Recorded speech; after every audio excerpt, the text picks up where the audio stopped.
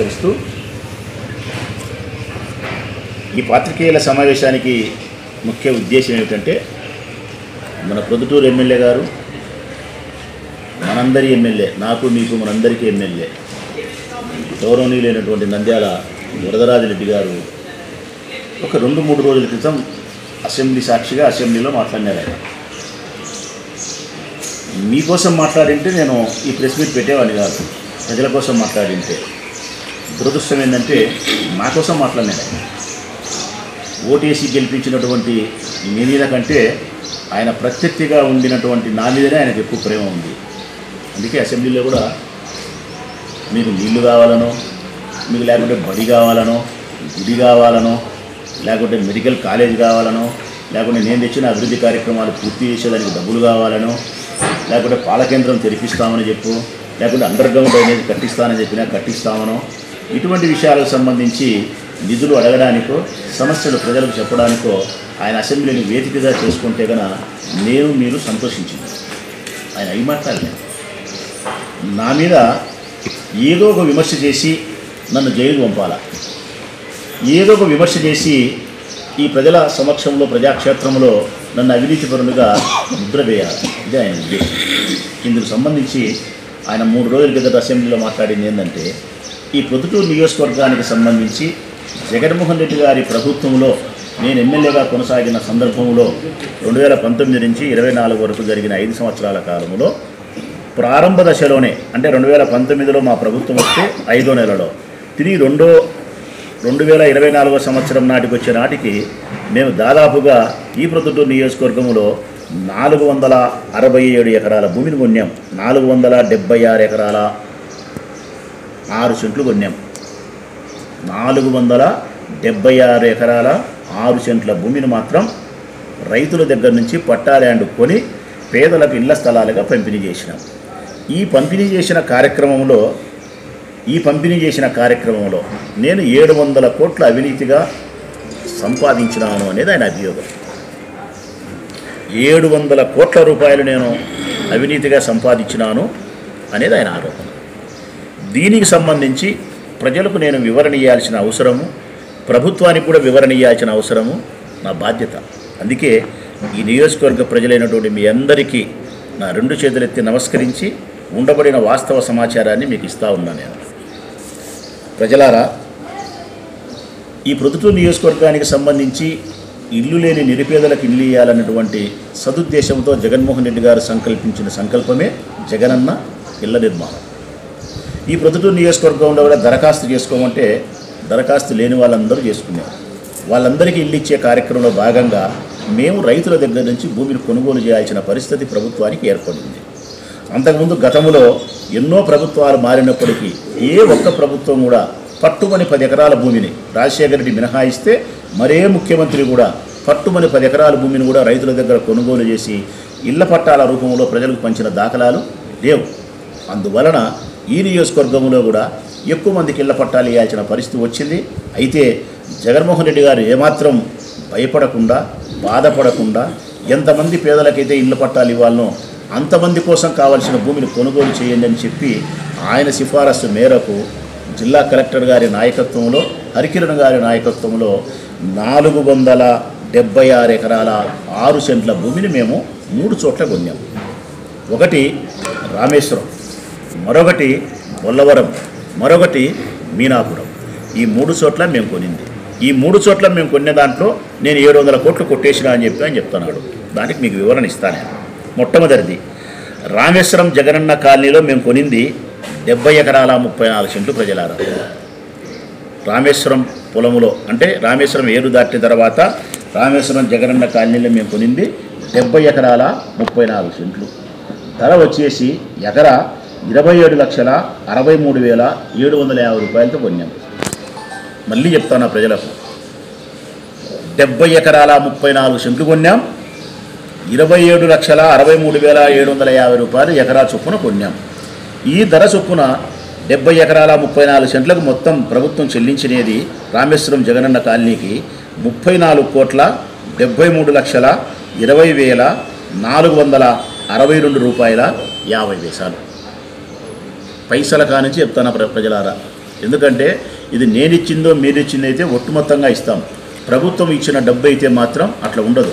ఆనా పైసల కానుంచి బ్యాంకు ద్వారానే వారి అకౌంట్కు డబ్బు పంపిస్తారు కాబట్టి లెక్కాచారం చాలా లెక్కాచారంగానే ఉంటుంది. రెండవది బొల్లవరం జగనన్న కాలనీ. ఈడ మేము కొనే భూమి 213 ఎకరాల 30 సెంట్ల భూమిని కొన్నాం. 213 ఎకరాల 30 సెంట్ల భూమిని కొన్నాం. ధర వచ్చేసి ఎకరాకు 40,26,667 రూపాయలు చొప్పున కొన్నాం.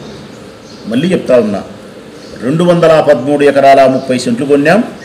ఎకరా ధర వచ్చేసి 40,26,667 రూపాయలు చొప్పున కొన్నాం. వీటికైనా మొత్తం ధర విలువ ఎంత అంటే కనుక బొల్లవరం ఫ్లాట్లకు 85,88,88,071 రూపాయి 10 పైసలు. ఇది ప్రభుత్వం చెల్లించింది. మూడవది మీనాపురం జగనన్న కాలనీ. ఇక్కడ మేము కొనే భూమి ఎంత అంటే 104 ఎకరాల 73 సెంట్లు. మీనాపురం దగ్గర మేము కొనే కొత్తపల్లె పంచాయతీ మీనాపురం దగ్గర మేము కొనేది 104 ఎకరాల 73 సెంట్లు. ధర ఎకరా వచ్చేసి 40 లక్షల రూపాయలు. మొత్తం విలువ వచ్చేసి 41,89,00,000 రూపాయలు. ఈ మూడు కలిపి అంటే Rameswaram Jagananna colony, Bollavaram Jagananna colony, Meenapuram Jagananna colony మూడు కలిపితే భూమి యొక్క ఎంత అంటే 476 ఎకరాల 6 సెంట్లు.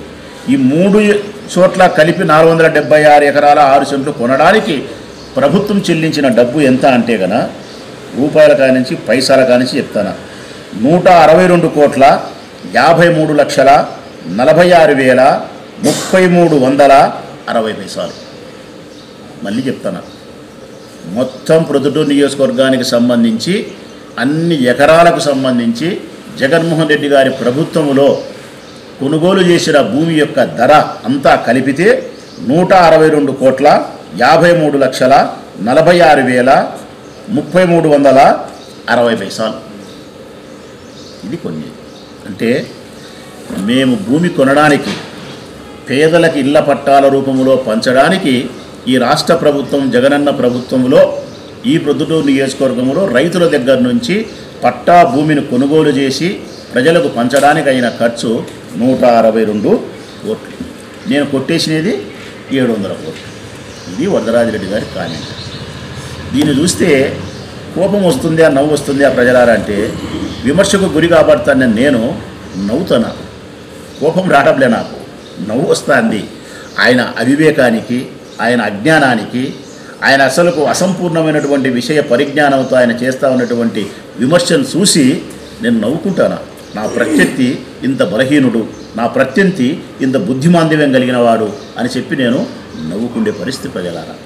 కానీ వివరణ మీకు ఇవ్వాలి కాబట్టి, ప్రజలైనటువంటి మీకు సత్యం తెలియాలి కాబట్టి మీకోసం ఈ పాత్రికేయుల సమావేశాన్ని ఏర్పాటు చేసిన.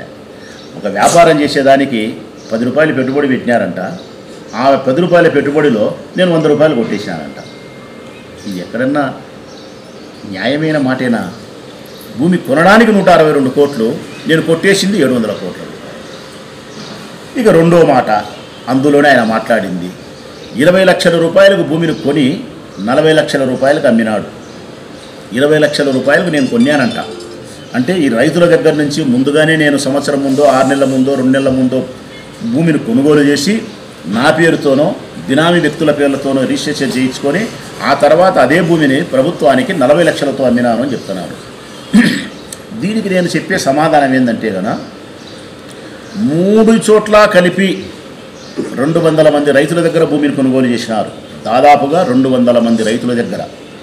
ఈ 200 మంది రైతుల దగ్గరికి విజిలెన్స్ ఎంక్వైరీ పేరుతో పోయి విచారణ చేసినారు. ఎక్కడ కూడా నివేదిక ఒకటే వచ్చింది, తప్పు జరగలేదని. దీనికంటే నీకు ఇంకా అర్థమయ్యే భాషలో ప్రజలకు చెప్పాలంటే కనుక ఈ భూమిని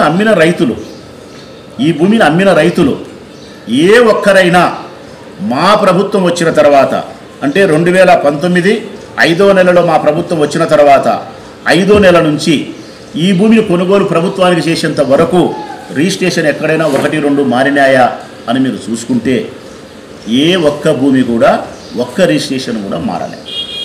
అంటే 2019 5వ నెల కంటే ముందు మా ప్రభుత్వానికంటే ముందు ఎవరి పేరుతో అయితే భూమి ఉందో ఎవరి అబ్బగారి పేరుతో తండ్రి గారి పేరుతో అయితే భూమి ఉందో అదే భూమి అట్నే రిజిస్ట్రేషన్ ఉండి 2020 సంవత్సరంలో ఈ రాష్ట్ర ప్రభుత్వానికి రిజిస్టర్ చేయించినారు. అంటే ఒక్క రిజిస్ట్రేషన్ కూడా మధ్యలో జరగలేదు, అంటే అవినీతి జరగలేదు, భూమి మార్పిడి జరగలేదు, బినామీ పేర్లతో రిజిస్టర్ అయ్యి తక్కువ ధరకు కొని ఎక్కువ ధరకు ప్రభుత్వానికి అమ్మిన దాఖలాలు జరగలేదు అనడానికి ఇది లీగలైజ్గా రిజిస్టర్డ్గా రిజిస్టర్ ఆఫీసులోకి పోతే ఉండబడిన సాక్ష్యం. ఒకవేళ ఇది కూడా నీకు సమ్మతంగా లేదు, ఉంగారంతా నీకు ఏదన్నా వివరణ కావాలనుకుంటే ఈ 200 మంది రైతులు భూమి అమ్మిన వాళ్ళల్లో నీ సొంతం ఈ మనుషులు ఉన్నారు, నిన్ను విపరీతంగా ప్రేమించే వాళ్ళు, నీ గెలుపు కోసం శ్రమించిన వాళ్ళు ఉన్నారు. వాళ్ళ భూమి కూడా రాష్ట్ర ప్రభుత్వానికి పోయింది. మరి వాళ్ళని పిలిపించుకొని నువ్వు అడిగి ఈ భూమి ఏమన్నా ముందుగా రాచమల్లి శివప్రసాద్ రెడ్డి నీతో 20 లక్షలు కొన్నాడా, వాళ్ళ పేరుతో రిజిస్టర్ అయిందా, బినామీ పేరుతో అయిందా, లేకుంటే నీ పేరుతో అకౌంట్కు డబ్బు వచ్చిందా రాలేదా అని వాళ్ళని అడిగితే నీకు చక్కటి సమాచారం వచ్చి ఉంటుంది. మరి వాళ్ళని నీ పక్కన కూర్చోబెట్టుకొని ఇదిగో ఈయన పేరు సౌరవారిపల్లె మాజీ సర్పంచ్ సాంబశివుడు, అంటే సాంబశివుడు ఆయన మనిషే, సౌరవారిపల్లె మాజీ సర్పంచ్ ఆయన మనిషే, ఆయనకు చాలా ముఖ్యుడు, మంచివాడు సాంబశివుడు. ఆయన భూమి కూడా పోయింది. ఆయన పక్కన కూర్చోబెట్టుకొని ఎన్ని ఎకరాలు సాంబశివుని పోయిందో సాంబశివునితోనే చెప్పి నాది 2 ఎకరాల భూమి పోయింది, నేను ముందుగానే రాచమల్లి శివప్రసాద్కి అమ్మినాను, ఆయన బినామీ పేరుతో రిజిస్టర్ చేయించుకున్నాడు, ఆ తర్వాత ఆయన 40 లక్షలకు అమ్మినాడు, 20 లక్షలకు అమ్మినాడు అని చెప్పి ఆయనతో చెప్పించవచ్చు కదా. లేదు, బుడాయిపల్లెకి సంబంధించి బొల్లవరానికి సంబంధించి చాలామంది మీ మనుషులు ఉన్నారు, మా మనుషులు ఉన్నారు. గూడా మల్లికార్జున రెడ్డి వాళ్ళ బావమర్తి జయదేవ్ రెడ్డి భూమి పోయింది, ఆయన అత్యంత ముఖ్యుడు తెలుగుదేశం పార్టీకి. ఆయన అడుగు, ఏం జయదేవ్ రెడ్డి ఈ భూమి ముందుగా ఎవరికైనా బినామీ పేరుతో రిజిస్టర్ అయిందా అని అడుగు, చెప్తాడు ఆయన. నీ పక్కన కూర్చోబెట్టుకో. ఇంకా ఇంతకంటే భయంకరమైనటువంటి సాక్ష్యం చెప్తా పెద్దయినా నీకు. మా రామేశ్వరం బిజినేపల్లి సుధాకరు, ఆ పిల్లోడు నా క్లాస్మేట్, నా స్నేహితుడు సుధాకర్. కానీ నీకు అత్యంత ముఖ్యులు ఆ కుటుంబం, అత్యంత ముఖ్యులు వాళ్ళు నీకు. ఎందుకంటే వాళ్ళు కూడా రాధాస్వామి సత్సంగులే. అంతకు మించి నా స్నేహితుడు ఉండి బిజినేపల్లి సుధాకరు నీ ఆఫీసులో పనిచేస్తున్నాడు, ఈ రోజుకి కూడా నీ ఆఫీసులో పనిచేస్తున్నాడు. ఆ సుధాకర్ భూమి కూడా ప్రభుత్వ భూమిలోకే పోయింది, అమ్మినాడు. మరి సుధాకర్ ఎవరికన్నా రాచమల్లి శివప్రసాద్ రెడ్డి బావమర్దైన బంగారెడ్డికి రామేశ్వరంలో ముందుగా అమ్మడం కానీ, లేకుంటే బినామీ పేరుతో అమ్మడం కానీ, రిజిస్టర్ కావడం కానీ, ఏదైనా మోసం జరిగిందా, నీ అకౌంట్కి డబ్బు వచ్చిందా లేదా అని సుధాకర్ను నువ్వు అడిగినా కూడా సుధాకర్ అయినా చెప్తాడు. మరి ఆ సుధాకర్ను కానీ, లేకుంటే సోమవారపల్లె మాజీ సర్పంచ్ సాంబశివుని కానీ, లేకుంటే బొల్లవరం బుడాయిపల్లెకి సంబంధించిన జయదేవన్నను కానీ, లేకుంటే కొత్తపల్లెకి రామసుబ్బారెడ్డి అన్న, అంటే బొల్లవరం తెలుగుదేశం పార్టీ ఇన్ఛార్జి రామసుబ్బారెడ్డి అని అందరికీ తెలుసు. మరి ఆయనది కూడా భూమి పోయింది. ఆయనను అడిగినా కానీ ఒకవేళ ఏదైనా బినామీ పేరుతో అయిందంటే ఆయనని చెప్తాడు, ఆయనను నువ్వు పక్కన కూర్చోబెట్టుకోవచ్చు. మీనాపురంలో జయలింగారెడ్డి బావ లక్ష్మీరెడ్డి, ఆయనది కూడా పోయింది, 20 ఎకరాలు పోయింది లక్ష్మీరెడ్డి, జయలింగారెడ్డి బావ లక్ష్మీరెడ్డి. మరి లక్ష్మీరెడ్డిది ఏమన్నా 20 ఎకరాలు ముందే రాచమల్లి శివప్రసాద్ కొన్నాడా లేదా అనే విషయాన్ని ఆయన అడిగినా కూడా జయలింగారెడ్డినా మాట్లాడిస్తాడు. మరి ఇంతమంది నీ మనుషులు ఉంటే, ఇంతమంది నీ మనుషుల ద్వారా విచారించుకొని అవినీతి జరిగింటే నీ పక్కన కూర్చోబెట్టుకొని ఇదిగో వీళ్ళందరి భూములు రాచమల్లి శివప్రసాద్ రెడ్డి ఆనాటి ఎమ్మెల్యే బినామీ పేర్లతో రిజిస్టర్ చేయించి 20 లక్షలు 40 లక్షలకు అమ్మినాడని చెప్పి ఎందుకు నువ్వు చెప్పించవు, ఎందుకు చెప్పించలేదు అంటే కారణం అది సత్యం కాదు కాబట్టి నువ్వు చెప్పించడంలే. సత్యం ఏంటే గన అది ఎప్పుడో చెప్పేసింది నువ్వు.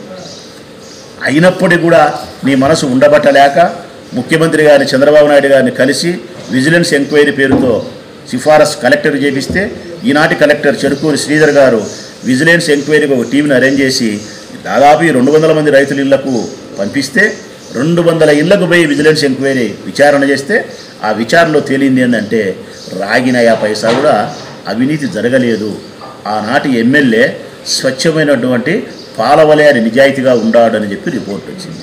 అది నీకు జీర్ణం కాక అసెంబ్లీలో ఏం చెప్తున్నావు, విజిలెన్స్ ఎంక్వైరీ వేయించినాం మన ప్రభుత్వంలోనే, కానీ మన ఉద్యోగస్తులే కరెక్ట్గా చేయలే, అవినీతిగా చేస్తున్నారు అంటే నిజాయితీగా చేసే ఉద్యోగస్తులు మనకు తరగారు. మన రెడ్ బుక్ ప్రభుత్వం ప్రకారం మనం చెప్పిన మాటలు వినే అధికారులను వేసి ఆ విజిలెన్స్ ఎంక్వైరీలో ఆనాటి ఎమ్మెల్యే రాచమల్లి శివప్రసాద్ రెడ్డి అవినీతికి పాల్పడినాడని చెప్పి తప్పుడు నివేదికలు ఇప్పించి నన్ను ప్రజాక్షేత్రంలో దోషిని చేసి న్యాయస్థానం ముందర దోషిగా నిలబెట్టి మీ అక్కసును తీర్చుకోవాలని చేసే ప్రయత్నానికి అసెంబ్లీని వేదికగా చేసుకొని, దేవాలయం లాంటి అసెంబ్లీని వేదికగా చేసుకొని 85 సంవత్సరాల వయసులో నీ నాలుక అంత పచ్చి అబద్ధాలు మాట్లాడుతూ ఉంటే నిన్ను నేను ఏమని విమర్శించగలను పెద్ద ఆయన? ఇప్పటికీ నిన్ను పెద్దవారు వరదరాజిరెడ్డి గారు అంటానా, గౌరవిస్తానా? 6 సార్లు ఎమ్మెల్యే నువ్వు, ఎందుకు ఇంత పచ్చి అబద్ధాలు మాట్లాడగలుగుతా ఉన్నావు?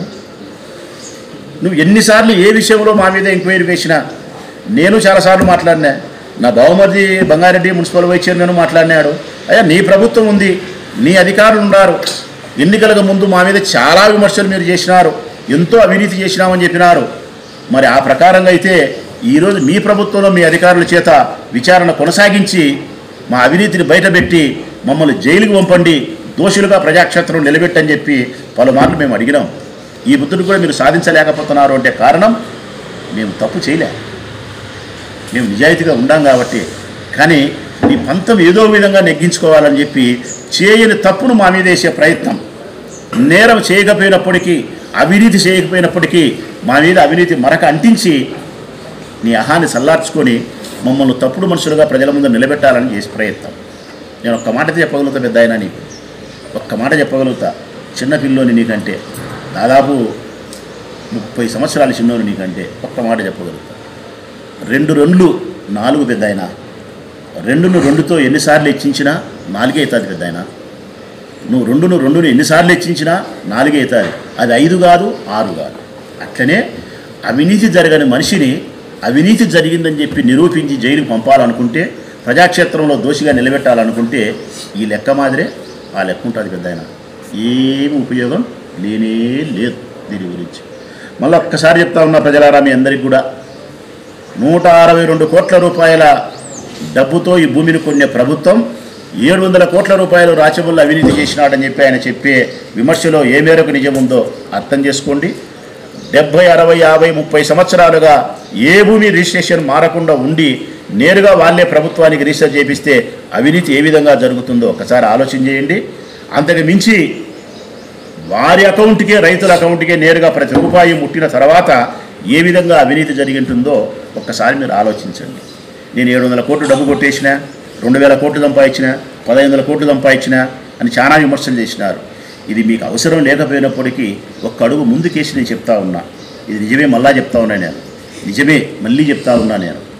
జగన్మోహన్ రెడ్డి గారి పాలన ఎంత గొప్పది, ఆ పాలనలో ఎమ్మెల్యే అయినటువంటి మేము ఎట్లుందామనడానికి ఒక చిన్న ఉదాహరణ మీకు సత్యమే చెప్తా ఉన్నా. మా జగనన్న పాలనలో 5 సంవత్సరాల అధికార పార్టీ ఎమ్మెల్యేగా కొనసాగిన నేను, రాచమల్లు శివప్రసాద్ రెడ్డి అనే నేను జగన్మోహన్ రెడ్డికి అత్యంత నమ్మిన వ్యక్తిగా ఉండి ఆయన ప్రేమకు చాలా దగ్గరగా ఉండే మనిషినైన నేను 5 సంవత్సరాల అధికార పార్టీ ఎమ్మెల్యేగా కొనసాగి ఈ 5 సంవత్సరాల తర్వాత ఈ ఎన్నికలు ముగిసిన తర్వాత నా ఆర్థిక లావాదేవీలు చూసుకుంటే భగవంతుని సాక్షిగా నేను అప్పుల్లో ఉండాలి.